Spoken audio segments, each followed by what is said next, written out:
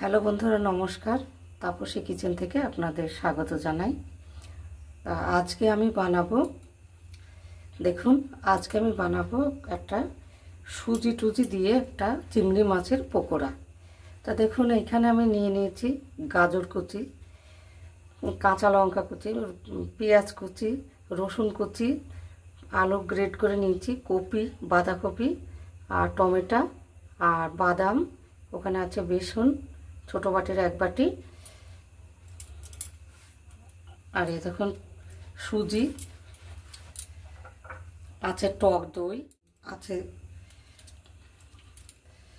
চিংড়ি মাছ।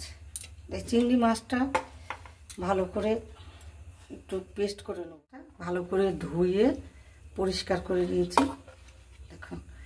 দেখুন চিংড়ি মাছটাকে সুন্দর করে ধুয়ে আমি রেখে দিয়েছি। চিংড়ি মাছটা দিয়ে দিলাম মিক্সিং জারে। এবার দিয়ে দেবো আমি সুজি, কাপ টক দই, দিয়ে দিচ্ছি বাদাম, দেখুন লবণ 1 চামচ, স্বাদ মতো লবণ। দেখুন ব্যাটারটা আমার কমপ্লিট হয়ে গেছে।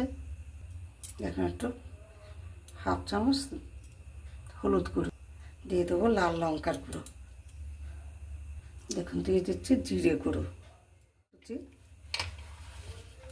পেঁয়াজ কুচি, গ্রেট করা আলু, লঙ্কা, রসুন, গাজর কুচি,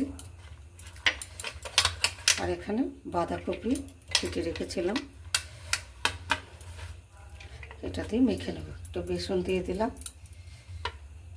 ব্যাটারটাকে ভালো করে হাত দিয়ে মেখে নিয়েছি। তেল ঢেলে দিচ্ছি,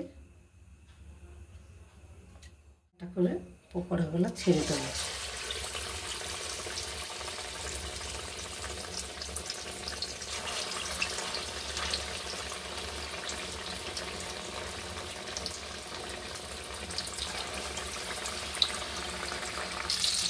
দেখুন এই যে চিংড়ি মাছের পকোড়াগুলো দেখতেও ভালো লাগবে, সেটা খুব সুস্বাদু পকোড়া হবে।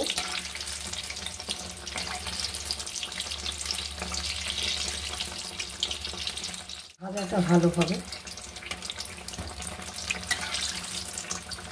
দেখুন লাল লাল করে সুন্দর করে লাগে, সবগুলো আমি ভেজে নিলাম।